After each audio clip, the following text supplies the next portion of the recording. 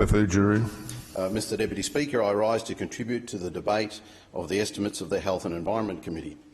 The headline issue is that despite record borrowings, with debt increasing by $28 billion, there is insufficient investment in infrastructure, job-creating, growth-creating infrastructure across Queensland and particularly in the Redlands coast and Cleveland area.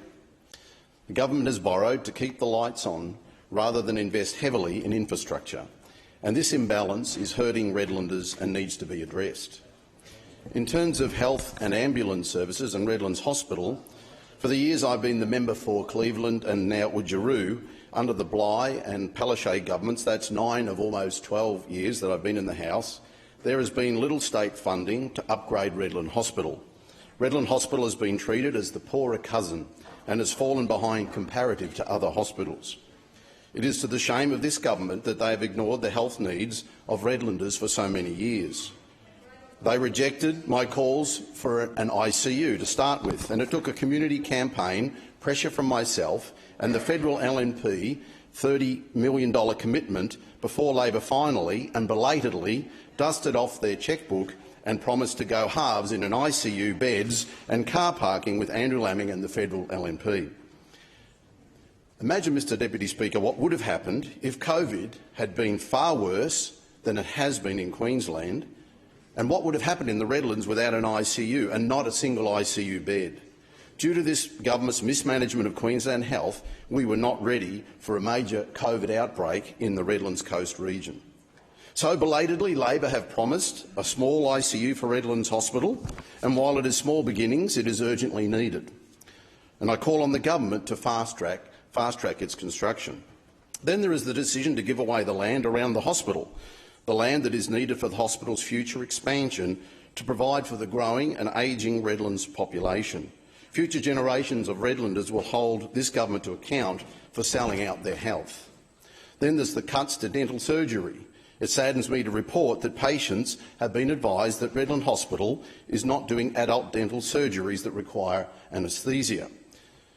Redland Hospital adult oral health patients requiring anaesthesia are being referred now to other hospitals, some hospitals with extensive waiting lists already, and in some cases there are patients with disabilities and family members having to take them much further than is optimal is not helping their situation.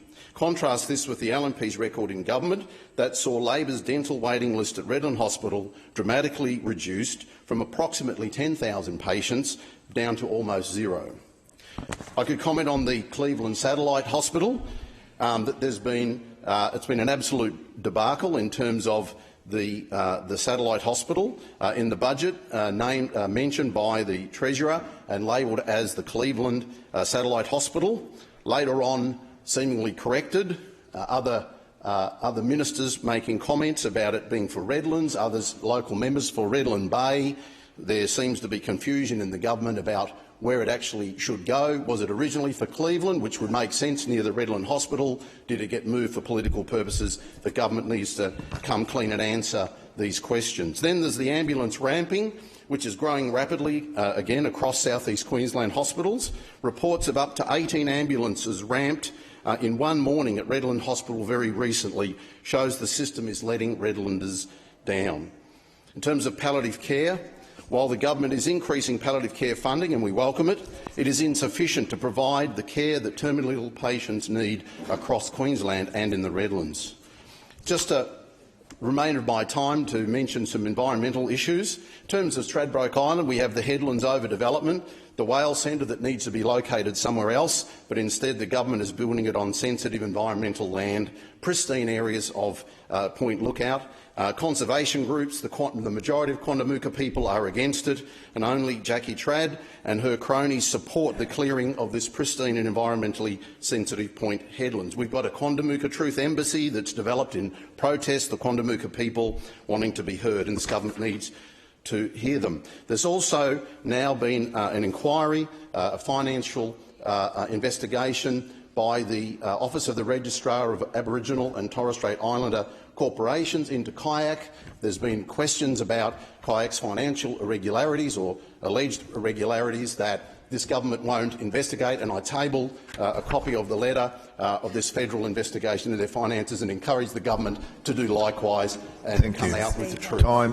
Member for Mackay. Thank you, Deputy Speaker.